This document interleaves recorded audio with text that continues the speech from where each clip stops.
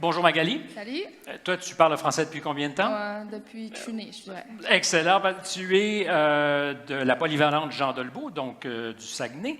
Du Lac-Saint-Jean, mais ouais. Du Lac-Saint-Jean. À chaque année, mais vraiment systématiquement, je me mets le pied dans le bleuet, là, mais pas à peu près. OK, donc de là, cette belle grande région, tu es cadet de l'air, commandant adjointe. Ouais.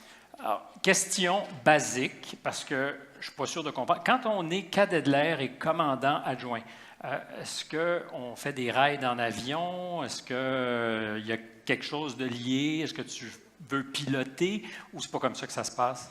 Ça dépend. Pour moi, c'est pas mon but d'être pilote. OK. Mais dans le fond, ce qui fait que je suis commandant adjoint, c'est que j'ai commencé à 12 ans. Après Dans les cadets? Oui, j'ai commencé les cadets à 12 ans.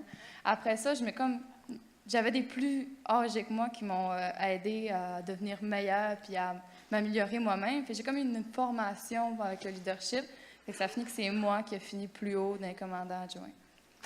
Est-ce qu'il y a des jonctions entre le programme à l'école et les cadets? Est-ce que c'est à l'école que ça se passe ou c'est vraiment du parascolaire pour toi? Non, mais c'est à côté de l'école. OK. Mais ça arrive souvent qu'on fait des projets avec l'école pour aider les jeunes. Dirais-tu que ça t'aide aussi à l'école? La discipline que tu vas chercher dans les cadets, c'est quelque chose qui fait que tu es peut-être aujourd'hui une meilleure étudiante?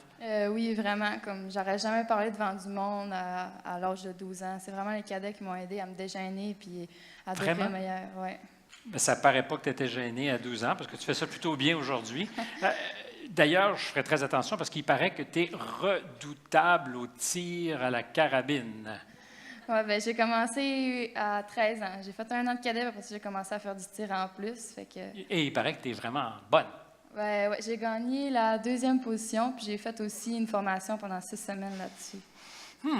Fais attention à ce qu'on dit en ta présence. Tu consacres aussi beaucoup de temps comme bénévole avec des personnes âgées. Donc, en dehors de l'école, tu t'investis beaucoup. Oui. Il y a plusieurs projets. À un moment donné, on est allé dans une maison de foyer de personnes âgées, justement pour comme les divertir un peu. On a joué à des jeux avec eux, puis c'était bien le fun. Quelles sont tes ambitions dans la vie après avoir complété le secondaire?